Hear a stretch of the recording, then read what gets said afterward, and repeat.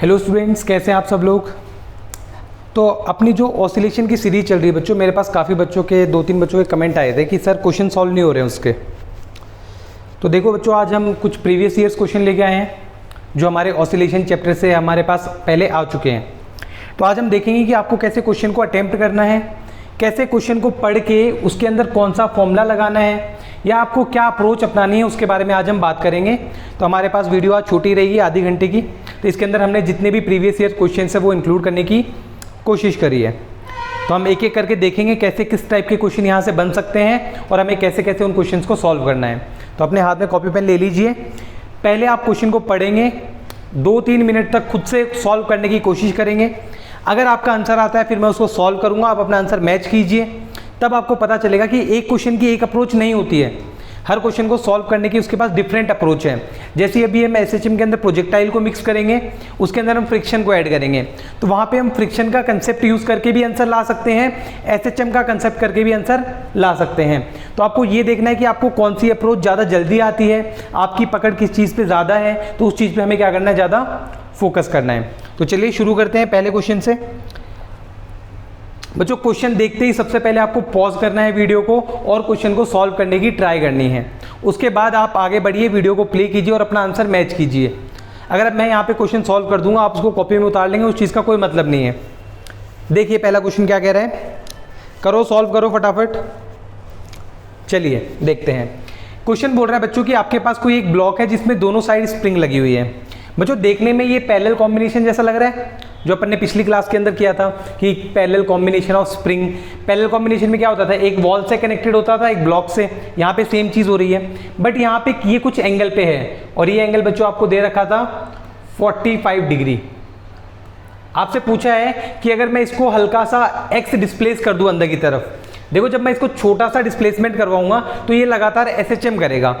But हमें एक बात पता है कि अगर मैं बड़ा डिस्प्लेसमेंट करवा दूं तो एसएचएम होगा नहीं, इसलिए क्वेश्चन के अंदर लिखा हुआ है कि इसको स्मॉल डिस्प्लेसमेंट करवाया गया, जिसकी वजह से ये क्या कर रहा है, एसएचएम परफॉर्म कर रहा है। हमें इसका टाइम पीरियड निकालना है। तो बच्चों सबसे पहली बात, जब भी आपको टाइम पीरियड निकालना है तो आपको एक बात ध्यान में रखनी है कि आपको इस इक्वेशन तक पहुंचना है, F = -kx। अगर आप इस इक्वेशन तक पहुंच गए तो आप कह दोगे टाइम पीरियड कितना होता है, 2π√k m/k, ये कह दोगे आप। और k की जगह यहाँ पे जो वैल्यू आएगी उसको हम पुट कर सकते हैं। इस कंडीशन के अंदर बच्चों k कैसे निकलेगा वो देखिए ध्यान से। हमें पता है कि अगर ये वाली स्प्रिंग यहाँ पे है और दूसरी स्प्रिंग अगर यहाँ होती बच्चों यहाँ, तो हमारा क्वेश्चन सॉल्व हो जाता। चलो मैं इसका एक डायग्राम बनाता हूँ तुम्हें क्वेश्चन सॉल्व करने के लिए। इधर देखिए, ये मान लो मेरे पास ये सिस्टम है अभी फिलहाल के लिए, ये मेरा नॉर्मल सिस्टम है। यहाँ पे ये मैंने बना दिया अपना नॉर्मल सिस्टम। यहाँ पे लगी हुई है बच्चों एक स्प्रिंग। अब मैं इसका नेक्स्ट केस बनाता हूँ जब ये डिस्प्लेस हो चुका है। ध्यान से देखना बच्चों, जब ये डिस्प्लेस हो चुका है, अगर मैं उसकी बात करूँ तो आप बोलो सर इसको थोड़ा सा डिस्प्लेस कर दो, यानी स्प्रिंग इस बार क्या हो जाएगी, थोड़ा सा दब जाएगी। स्प्रिंग के दबने की वजह से बच्चों क्या हुआ देखना, इसकी ओरिजिनल पोजीशन थी हमारे पास ये वाली, ये इसकी ओरिजिनल पोजीशन है बच्चों ये। अब सुनना क्या हो रहा था, जो स्प्रिंग यहाँ पे अटैच थी, ये वाली स्प्रिंग हमारे पास, ये स्प्रिंग हमारे पास यहाँ अटैच थी, तो ये स्ट्रेच हो गई बच्चों हमारे पास। क्या आपने एक बात नोटिस करी कि मैंने इसको अंदर की तरफ डिस्प्लेस किया x। अगर मैं इस वेज को अंदर की तरफ x डिस्प्लेस करता हूं तो ये स्प्रिंग कंप्रेस होगी, तो इस बार इस स्प्रिंग के अंदर एक स्प्रिंग फोर्स जनरेट होगा, that is equal to Fs। अगर मैंने x को पॉजिटिव माना है तो ये दूसरी डायरेक्शन में, तो मैं लिख दूंगा कितनी फोर्स आई यहाँ पे, F = -kx। इतनी बात क्लियर हुई बच्चों, इतनी बात क्लियर हुई। ओके सर, ये बात तो क्लियर हो गई कि इसके अंदर एक फोर्स जनरेट हो गई, कितनी, Fs = -kx। दूसरी बात बच्चों, जब आपने ब्लॉक को इधर खिसकाया होगा और ये ब्लॉक यहाँ से यहाँ आया, तो ध्यान से देखो, क्या ये स्प्रिंग भी तो स्ट्रेच हुई है थोड़ी सी, ये स्प्रिंग भी थोड़ी सी खींची होगी। अगर ये स्प्रिंग खींची होगी तो इसके अंदर भी एक स्प्रिंग फोर्स जनरेट हुआ होगा इस तरफ। सर ये कैसे निकाला जाए, आप ये निकाल लो कि ये स्प्रिंग कितनी खींची है या स्प्रिंग का कितना डिस्प्लेसमेंट हुआ है, तो आप उसकी फोर्स निकाल दोगे। सर अगर ये बॉक्स x आगे गया है तो क्या ये डिस्प्लेसमेंट भी x हुई होगी, सोचो। देखो ये पॉइंट मान लो कोई पॉइंट था, अगर आप इस पॉइंट से इस पॉइंट की बात करते तो ये पॉइंट तो कितना डिस्प्लेस हुआ, बिना सोचे समझे कह देते x। आप बिना सोचे समझे कह देते पॉइंट कितना डिस्प्लेस हुआ है x, बट हमें ये वाली लेंथ चाहिए। तो अगर मुझे ये एंगल पता चल जाए तो मेरा काम हो जाएगा। ध्यान से देखो ये एंगल कैसे पता करना है। मैं इसका थोड़ा सा बड़ा डायग्राम बना दूं बच्चों। मान लो ये मेरी जो स्प्रिंग है वो मुझे चाहिए, ये वाला डिस्टेंस मुझे पता है x, ठीक है, और बाकी मुझे क्या दे रखा है, ये मुझे दे रखा है ये वाला एंगल। बच्चों ध्यान से देखो ये जो एंगल है ये पूरा 90 है, ये एंगल हमें 45 दे रखा है, ये 45, तो ये भी कितना हो जाएगा बच्चों 45 डिग्री। अगर आपको x पता है और ये वाला कंपोनेंट निकालना है तो क्या आपने वेक्टर नहीं पढ़ा हुआ, displacement is a vector quantity. अगर x का ये वाला कंपोनेंट निकालना है तो क्या ये x cos 45 हो जाएगा, और x cos 45 कितना होता है बच्चों x/√2। यानी आप बोलोगे सर ये वाली जो डिस्प्लेसमेंट है, ये पॉइंट वाली डिस्प्लेसमेंट ये कितनी है x/√2। अगर ये x/√2 है, अगर ये x/√2 है तो इसकी फोर्स कितनी हो जाएगी बच्चों -kx/√2। आपने दोनों की स्प्रिंग फोर्स निकाल ली, -kx इसकी -kx इसकी। बस दिक्कत ये है कि ये वाली फोर्स किसी एंगल पे लग रही है। सर कैसे, सर हमें कैसे पता। आपने देखा कि हमें फोर्स या तो इसके पैरेलल चाहिए या इसके परपेंडिकुलर, तब तो हम फॉर्मूला लगा देंगे, बट ये इसके साथ किसी एंगल पे है। तो हमने बोला कि ये वाली फोर्स इस डायरेक्शन में लग रही है, हमें चाहिए इस डायरेक्शन में। तो आप बोलोगे अगर इधर फोर्स इतनी लग रही है तो इस साइड फोर्स कितनी लगेगी f cos 45। f की वैल्यू आपको पता है, यहाँ पे पुट कर दो, f cos 45 is equal to f की वैल्यू है kx/√2 और cos 45 की फिर से कितने आ गई 1/√2। यानी इस बार इधर जो फोर्स लग रही है that is equal to kx/2। अब हमारा खेल खत्म हो गया बच्चों। नेगेटिव डायरेक्शन दिखा रखा है कि x को हमने पॉजिटिव माना है, तो ये सारी डायरेक्शन कितनी आ जाएगी नेगेटिव। अब क्वेश्चन सॉल्व हो चुका है पूरा, ध्यान से देखो। हमें चाहिए एफ नेट। एफ नेट क्या होगा, टोटल फोर्स जो लग रही है, इधर कितनी लगी है हमारे पास -kx, इधर कितनी लग रही है -kx/2। क्लियर, सॉल्व करो इसको। F net is equal to LCM आ जाएगा हमारे पास 2 और ये ऊपर कितना बनेगा -3kx। ध्यान से देखो ये कुछ वैसी इक्वेशन बन गई, F net equal to -kx जैसी इक्वेशन, इस वाली इक्वेशन जैसी बन गई हमारे पास। बस यहाँ पे हमारे पास जो k इक्विवेलेंट होता है इसकी वैल्यू आ गई 3k/2। तो अब टाइम पीरियड आपको निकालना है, तो टाइम पीरियड कितना हो जाएगा 2π√m/k। टाइम पीरियड कितना हो गया हमारे पास 2π√m/k, और k की जगह क्या आएगा यहाँ k इक्विवेलेंट। k इक्विवेलेंट कितना है अपने पास 3k/2। तो टाइम पीरियड की वैल्यू हमारे पास कितनी आ गई बच्चों 2π√m की जगह m आ गया, k की जगह क्या आ जाएगा 3k, और जो 2 नीचे था वो कहाँ रिप्लेस हो जाएगा हमारे पास ऊपर। तो ये हमारे पास बच्चों किसका आंसर आ चुका है टाइम पीरियड के लिए।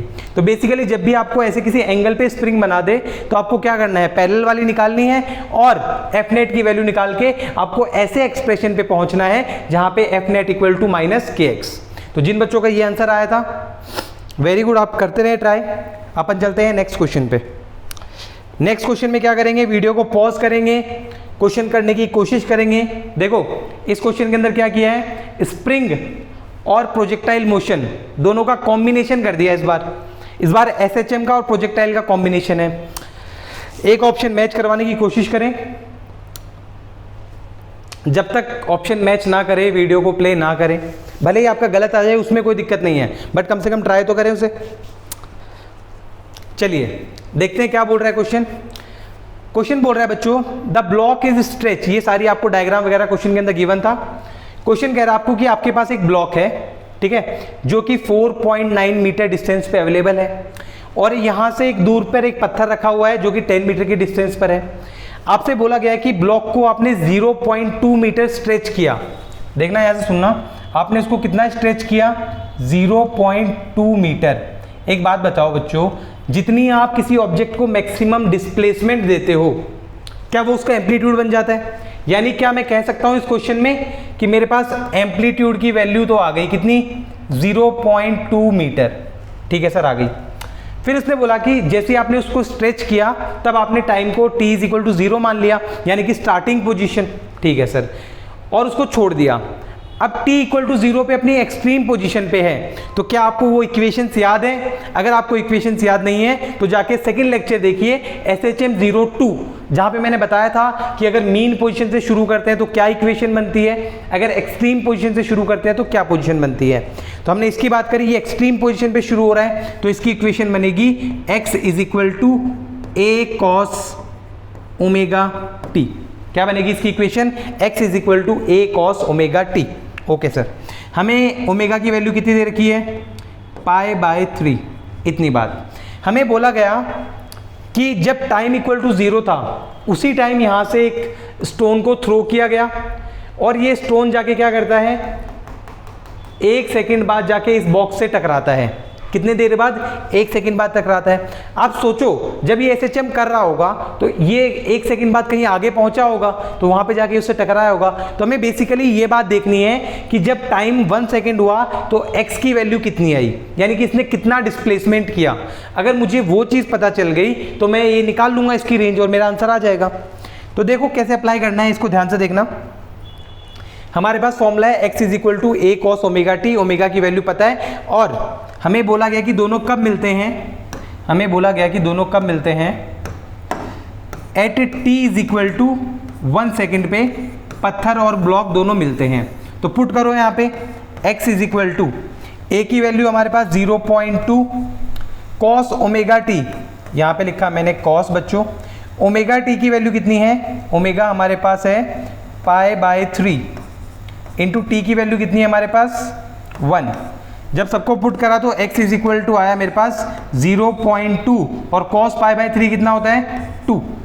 cos π/2 कितना होता है हमारे पास? 1/2। जब इसको कैंसिल करा बच्चों तो हमारे पास x की वैल्यू आ गई 0.1, यानी कि बॉक्स कितना मूव कर चुका है? 0.1 मूव कर चुका है। एक बात क्लियर कि x ने कितना डिस्प्लेसमेंट किया?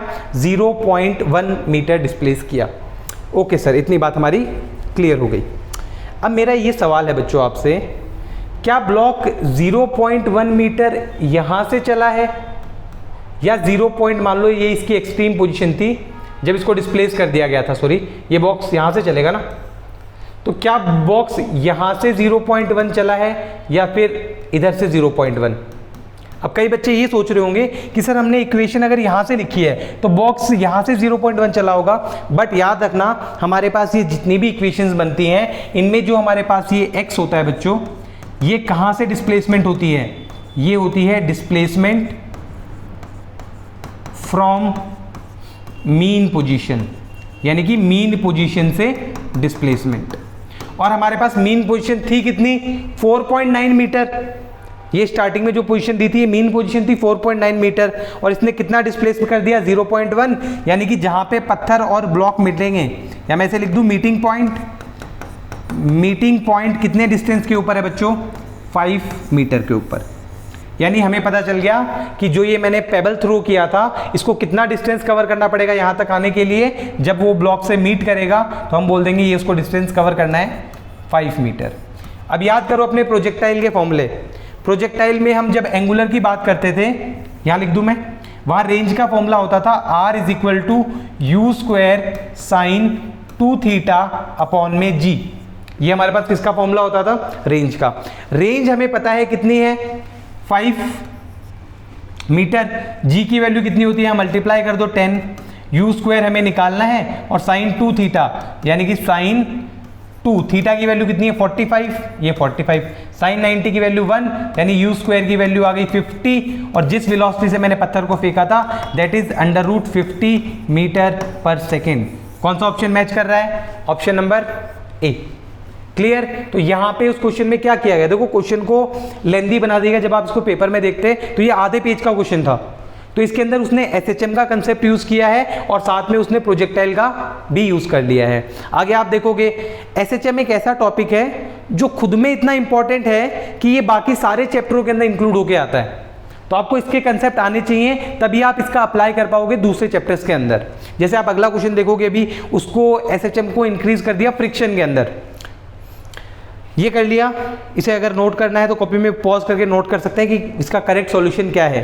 ठीक है, चलिए अगला क्वेश्चन क्या बोला है, पढ़िए इसे, पॉज करिए, ट्राई करने की कोशिश कीजिए। मुझे तो आते हैं, मैं करवा दूंगा आपको, बट जब तक आप खुद का बुद्धि नहीं लगाएंगे इसके अंदर, तब तक यहाँ आप सॉल्व कर लेंगे, देखने के बाद आपसे भी सॉल्व हो जाएगा, बट जब आप पेपर देने बैठेंगे तब आप सोचेंगे अरे यार इसका क्या आना था। तो जब किसी क्वेश्चन को आप खुद से सॉल्व करते हैं, भले उसमें आपको टाइम लग जाए 10 मिनट 5 मिनट, लेकिन जब आप उसको खुद से सॉल्व करेंगे तब आपको पता चलेगा कि हाँ कैसे दिमाग को चलाना होता है, क्वेश्चन देख के कैसे उसकी आंसर की तरफ हमें बढ़ना होता है। चलिए अगला क्वेश्चन क्या कह रहा है, 2 ब्लॉक्स, मेरे पास 2 ब्लॉक रखे हुए हैं, एक का नाम P है, एक का नाम Q है, पुल्ड बाय डिस्टेंस A, उनको मैंने कुछ A डिस्टेंस पर खींचा, एंड ऑसिलेट विदाउट स्लिपिंग, यानी कि ये दोनों साथ में कर रहे हैं। देखा इसका मतलब समझना, ऑसिलेट विदाउट स्लिपिंग, यानी कि जो ब्लॉक P है वो Q के ऊपर स्लिप नहीं कर रहा, स्लिप नहीं कर रहा, इसका मतलब ये क्या कहना चाहता है कि ये दोनों साथ में क्या कर रहे हैं, ऑसिलेट कर रहे हैं। What is the maximum value of friction force, इसने पूछा है कि maximum value of friction force क्या होगी। बच्चों इसके लिए थोड़ा सा प्रीवियस कंसेप्ट पे चलते हैं। अगर मान लो कोई बच्चों बॉडी रेस्ट पे है, ठीक है, और इसके बीच में कोफिशिएंट ऑफ फ्रिक्शन है μs, तो जब आप इसके ऊपर आप कोई फोर्स लगाओगे बच्चों, पहले तो आप लिमिटिंग फ्रिक्शन की वैल्यू निकाल लो कि इस पे लिमिटिंग फ्रिक्शन कितना लग सकता है। लिमिटिंग फ्रिक्शन क्या होता है, म्यू इंटू एन, यानी कि नॉर्मल फोर्स। यहाँ पे नॉर्मल फोर्स किसके इक्वल होगी, नीचे की तरफ mg, ऊपर भी mg, यानी आप बोलोगे म्यू mg, यानी कि इसकी लिमिटिंग फ्रिक्शन कितनी है, म्यू mg। जब तक ये साथ में है तब तक म्यू mg लगेगा। जैसे ही मान लो आपने म्यू mg से कुछ कम लगाया, सुनना बात, जब तक कोई भी ऑब्जेक्ट रेस्ट पे होता है उस केस के अंदर क्या होता है कि उसके ऊपर स्टैटिक फ्रिक्शन लगता है, और स्टैटिक फ्रिक्शन की जो मैक्सिमम वैल्यू होती है उसे हम क्या कहते हैं, लिमिटिंग फ्रिक्शन। ये वैल्यू किसकी है, लिमिटिंग फ्रिक्शन की। हमें इस केस के अंदर पता है बच्चों कि ये दोनों ब्लॉक साथ साथ मूव कर रहे हैं। अगर दोनों ब्लॉक साथ साथ मूव कर रहे हैं तो दोनों के बीच में कोई रिलेटिव मोशन नहीं है। कोई रिलेटिव मोशन ना होने की वजह से क्या आप बोल सकते हो कि दोनों के बीच में अगर रिलेटिव मोशन नहीं है तो या तो उसके अंदर लिमिटिंग फ्रिक्शन लगेगा, वो हमें पता नहीं है क्योंकि ये तो मैक्सिमम वैल्यू होती है स्टैटिक की। अगर लिमिटिंग फ्रिक्शन नहीं लग रहा तो कौन सा फ्रिक्शन लगेगा, स्टैटिक। तो आप लिमिटिंग मत लगा देना, लिमिटिंग के लिए अगर होगा तो हमें खुद ब खुद पता चल जाएगा कि लिमिटिंग फ्रिक्शन लग रहा है। जैसे कि इसके लिए बात करते हैं बच्चों, ऐसे क्वेश्चन में सबसे अच्छा तरीका है करने का कि उनके एफबीडी बना लो कि कहाँ कौन सी फोर्स लग रही है, आपको अपने आप क्या मिल जाएगा, इसका आंसर मिल जाएगा। तो हमें फ्रिक्शन फोर्स निकालना है। चलिए देखो, पहले बात करते हैं एफबीडी। एफबीडी की बात करते हैं, और ऐसा बोला गया है कि इसका मास भी m है, इसका मास भी कितना है, m। एफबीडी बनाते हैं किसकी, p की। ये मैंने पॉइंट P माना। बच्चों जब आपने इसको A स्ट्रेच किया होगा तो इसके ऊपर पीछे की तरफ एक फोर्स लग रही होगी, कौन सी, फ्रिक्शन फोर्स या स्प्रिंग फोर्स, जो कि कितनी होगी, के ए के इक्वल या माइनस के कह दो, अपोजिट टू द डिस्प्लेसमेंट।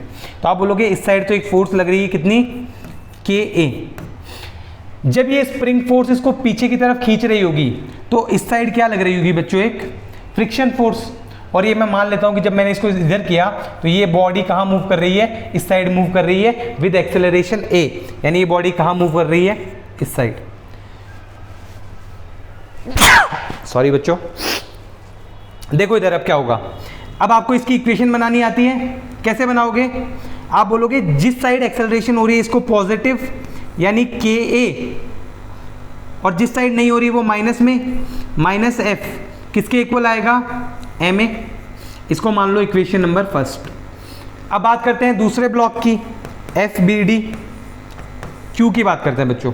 अब देखो जब आपने दोनों ब्लॉक को यहाँ पे ले गए बच्चों, और ये स्प्रिंग सिर्फ ऊपर वाले ब्लॉक को खींच रही है, सुनना बात, बहुत इंपॉर्टेंट बात है। जब आप ये दोनों ब्लॉक उठा के यहाँ ले गए तो स्प्रिंग वाली फोर्स तो सिर्फ ऊपर वाले को खींचना चाहेगी, नीचे वाला जब पीछे छूट रहा होगा तो नीचे वाला पे एक फ्रिक्शन फोर्स लगाएगा आगे की तरफ, तभी तो वो मूव कर रहा है। देखो इस पी को मूव करवाने के लिए कौन रिस्पॉन्सिबल है, स्प्रिंग। बट क्या स्प्रिंग नीचे वाले से बंधी हुई है, और क्वेश्चन में तो कह रहा है कि दोनों साथ साथ एसएचएम कर रहे हैं, यानी फ्रिक्शन को कौन एसएचएम करवा रहा है, इस वाले ब्लॉक को, क्यू ब्लॉक को एसएचएम करवाने के लिए फ्रिक्शन रिस्पॉन्सिबल है। तो अगर मैं क्यू की बात करूं तो ये मैंने बनाया क्यू पॉइंट, क्यू पे एक फोर्स लग रही है इधर, कितनी, एफ, और ये भी किधर मूव कर रहा है इसके साथ साथ इधर। तो इधर मैं क्या कह सकता हूं, F equal to M A. Equation number second, दोनों इक्वेशन को यूज करो, ma की वैल्यू यहां से उठाओ, यहां पुट कर दो, आपको किसकी वैल्यू मिल जाएगी, फ्रिक्शन फोर्स की। करें, ma की वैल्यू उठा के यहां पुट करो, लिख देता हूं यहां, putting value of ma in equation number 1। जैसे ma की वैल्यू कितनी है यहाँ पे, f पुट करो, ka minus F equal to ma की जगह क्या आ जाएगा, f, इस f को उधर भेजो, 2f is equal to ka। तो f की वैल्यू कितनी आ गई बच्चों, ka/2। जब ये जिस साल बच्चों एक क्वेश्चन आया था, सारे बच्चे इसको सोच के आए थे कि कौन सा फ्रिक्शन लग रहा होगा, लिमिटिंग फ्रिक्शन, इसलिए दोनों साथ चल रहे हैं, तो बच्चे टिक करके आए थे μmg। बट करेक्ट ऑप्शन हमारे पास कितना है बच्चों, ka/2, यानी कि इस बार लिमिटिंग फ्रिक्शन नहीं लग रहा है, कौन सा फ्रिक्शन लग रहा है हमारे पास, static friction. Is that clear? तो हमेशा ये नहीं देखना कि जब भी दो ऑब्जेक्ट साथ मूव करे तो लिमिटिंग फ्रिक्शन लगा दो, लिमिटिंग फ्रिक्शन μn होता है μmg, नहीं, आपको कंडीशन देखनी है, दोनों का FBD बनाना है। फ्रिक्शन के क्वेश्चन सॉल्व करने का सबसे बेस्ट तरीका हमारे पास क्या है, फ्री बॉडी डायग्राम्स। अगर आप ये बनाने आते हैं आपको, अगर ये नहीं बनाने आते, मैं इनके ऊपर अलग से एक वीडियो बना दूंगा, तो उसे जाके देख लेना कि FBD कैसे बनाते हैं, कैसे उसकी इक्वेशन को सॉल्व किया जाता है। तो इसका आंसर हमारे पास क्या आ गया, ka/2। चले, क्लियर है ये वाला क्वेश्चन कैसे हुआ। अगला क्वेश्चन है जेईई 2018 का हलवा सवाल, आप कर जाओगे। कटिंग ऑफ स्प्रिंग के ऊपर है, किसके ऊपर है, कटिंग ऑफ स्प्रिंग के ऊपर। क्या बोल रहे हैं, अ spring is cut into 2 parts, one is double of the other, और आपको के निकालना है लार्जर वन का। सुन लो, आसान सा क्वेश्चन है। आपके पास एक स्प्रिंग है, देखो बच्चों खुद से करने की कोशिश करो, मेरे पास वीडियो के अंदर कम टाइम होता है तो मैं आपको पॉज करने का टाइम नहीं दे सकता। आपके पास उधर फोन के अंदर पॉज का बटन है, पॉज का बटन दबाइए, कॉपी के अंदर क्वेश्चन लिखिए, इसको लगाइए, और जब तक एक ऑप्शन मैच ना करे तब तक उसको प्ले ना करें। भले ही आपका गलत ऑप्शन मैच कर जाए, उससे मुझे कोई दिक्कत नहीं है, पर कम से कम आप ट्राई तो कर रहे हैं। आप एक गलत करेंगे, दो गलत करेंगे, तीसरा ऑटोमेटिकली सही होगा आपका, लेकिन कम से कम ट्राई कीजिए, एक ऑप्शन मैच करवाइए, ABCD कोई भी। देखिए आपके पास एक स्प्रिंग है जिसकी लेंथ कितनी भी हो सकती है, मान लो L है, और इसका स्प्रिंग कांस्टेंट K है। आपसे बोला गया कि इसको 2 पार्ट्स के अंदर काट दिया गया, ये इसका एक पार्ट, ये इसका दूसरा पार्ट, ये स्प्रिंग को आपने 2 हिस्सों में काट दिया, और ऐसा बोला गया है क्वेश्चन के अंदर कि जो दूसरा पार्ट है ये इससे डबल है। देखना बच्चों, ऐसे क्वेश्चन के अंदर अगर डबल है तो मैं मान लूँ इसकी लेंथ कितनी रही होगी, L/3, इसकी लेंथ कितनी रही होगी, 2L/3। सर आपको कैसे पता चला, ऐड करके देख लो दोनों को, ये इसका डबल भी है, और साथ में जब इसको ऐड करोगे कितना आएगा, L आएगा। और आपसे पूछा है कि इसका स्प्रिंग कांस्टेंट क्या होगा। बच्चों आपको याद था कि स्प्रिंग कांस्टेंट जो होता है, जब मैंने कटिंग ऑफ स्प्रिंग बताया था, spring constant is inversely proportional to length. Spring constant क्या होता है, इनवर्सली प्रोपोर्शनल टू लेंथ। अगर आपने लेंथ पता कर ली तो के निकालने के लिए आपको बस क्या करना है, उसका उल्टा करके L की जगह के लगा दो। इसका उल्टा करो, क्या आएगा, 3/2k। आंसर क्या है हमारे पास, 3/2k। जेईई का मेंस का सबसे हलवा सवाल आज तक का, SHM का ये सवाल तो बच्चे भी कर जाते हैं कि अगर आपको पता है K is inversely proportional to L। जब आपने कटिंग ऑफ स्प्रिंग देखी थी उसके अंदर बताया था कि जितना आप लेंथ स्प्रिंग को काटते जाओगे, जितना तुम हमें काटोगे उतना हम बढ़ेंगे, यानी जितना आप लेंथ को कट करते जाओगे K की वैल्यू उतनी बड़ी होती जाएगी, यानी K is inversely proportional to L। तो जितनी आपकी L की वैल्यू आती है उसको रिवर्स करके वहां पे K, L की जगह क्या लगा दो, K लगा दो, आपको आंसर मिल जाएगा। हलवा सवाल था ये। चलिए अपने अगले सवाल पे, बेहतरीन सवाल, अब तक का काफी अच्छा सवाल आया हुआ है। क्या पूछा है देखो, करो, ट्राई करो इसको करने की। वीडियो को पॉज करो। 2 चीज पूछी है इसके अंदर, एक पूछा है एम्पलीट्यूड, एक पूछा है ओमेगा। तो आप ट्राई करो, एक तो निकालो कम से कम, या एम्पलीट्यूड निकालो या ओमेगा।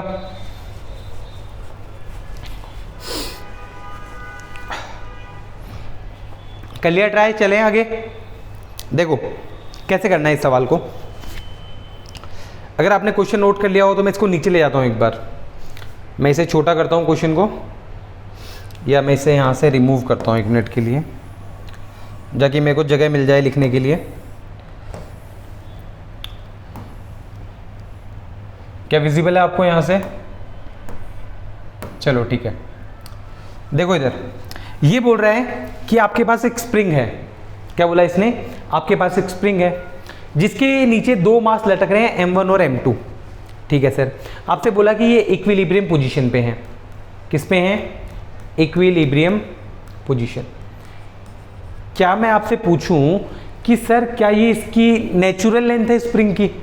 आप बोलोगे सर नहीं, नेचुरल लेंथ तो नहीं है, आपने दो मास लटका रखे हैं तो इन्होंने स्प्रिंग को कुछ खींच रखा होगा। मैं बोलूँगा बिल्कुल सही। मान लेते हैं कि ये जो लेंथ है ये स्प्रिंग की नेचुरल लेंथ है, और ये स्प्रिंग इनकी वजह से कितनी खींची हुई है बच्चों? x0 खींची हुई है, और ये इक्विलिब्रियम में भी है। किस में है? इक्विलिब्रियम में। तो आप कहो सर ऊपर की तरफ जो फोर्स लग रही होगी वो होगी मेरे पास कितनी?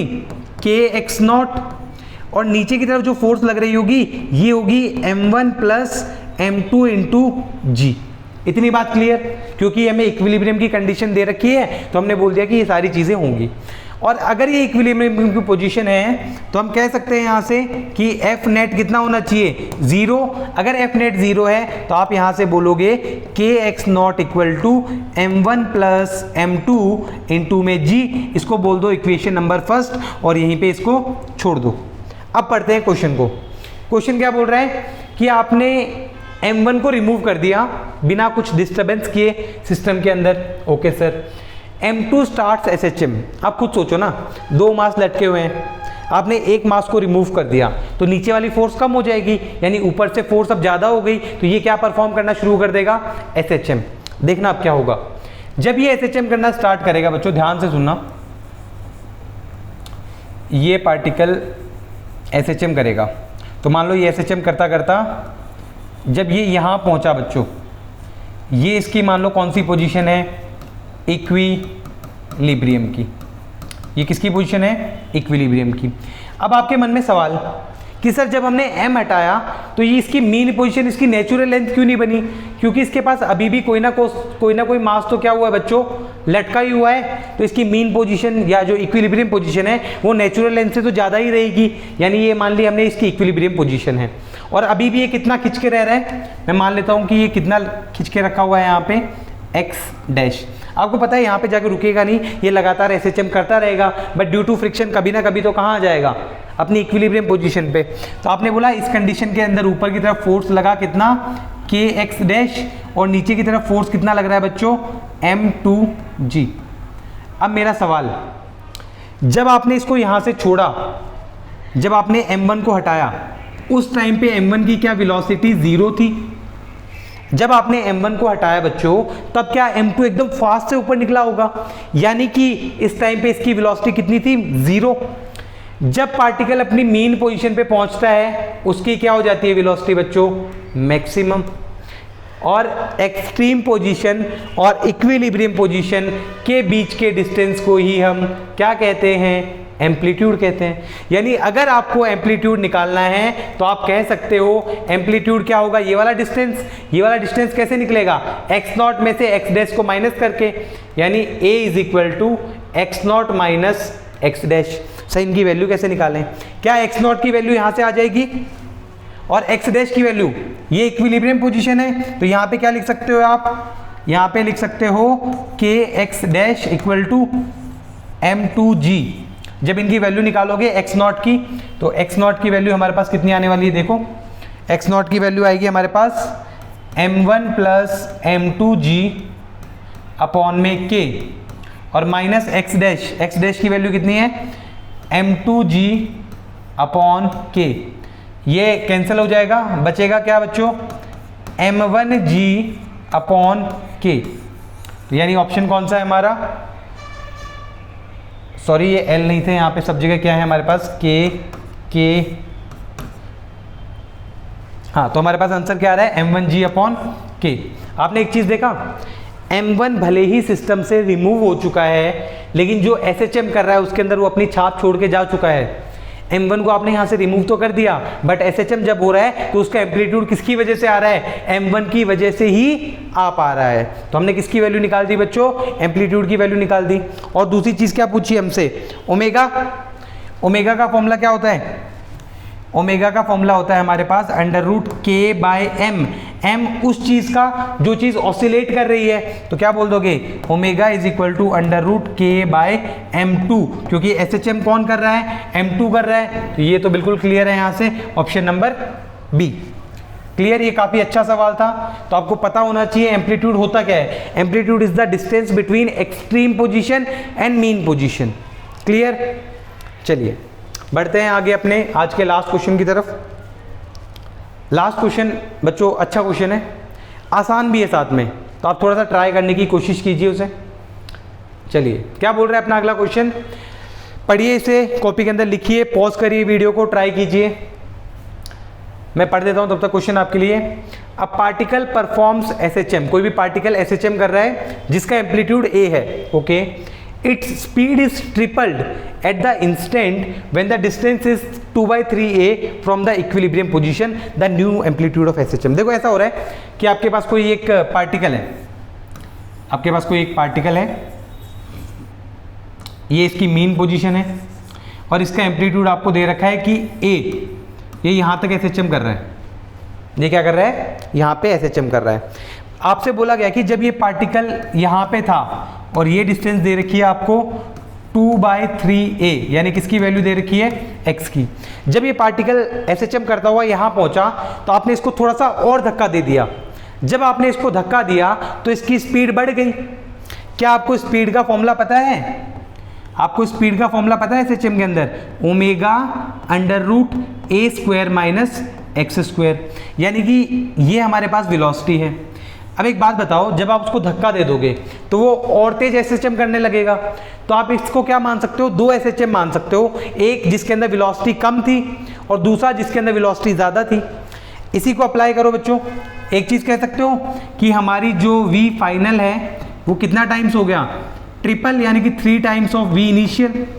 अगर मैं v फाइनल का फॉर्मूला लगाऊं बच्चों तो क्या होगा, ओमेगा। ओमेगा क्या हुआ करता था, फ्रीक्वेंसी। ओमेगा के अंदर तो कोई चेंज आएगा नहीं, तो ओमेगा तो रहेगा एज इट इज। यहाँ पे मेरे पास क्या हो जाएगा बच्चों, अंडर रूट एम्पलीट्यूड फाइनल का स्क्वायर माइनस, दोनों के लिए पोजीशन सेम है, यहीं पे किया था, तो ये कितना बन जाएगा, 2/3a का होल स्क्वायर। इस साइड क्या आएगा, 3 टाइम्स ऑफ vi, यानी 3 omega under root a initial का square minus 2/3a square. Clear इतनी बात।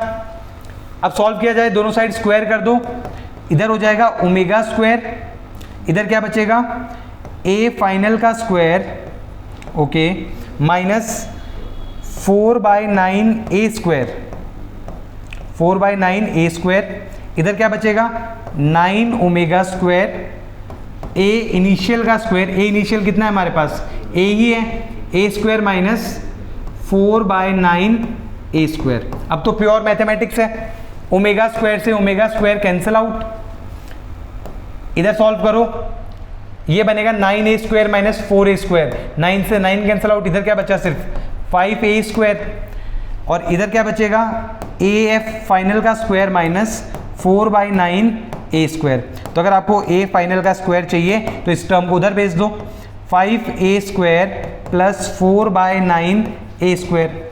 एलसीएम कितना आएगा दोनों का, a फाइनल का स्क्वायर, एलसीएम 9 आ जाएगा, ये बन जाएगा 45a square plus 4a square. इसको सॉल्व किया, a फाइनल का स्क्वायर ये ऊपर बन गया 49a स्क्वायर अपॉन 9।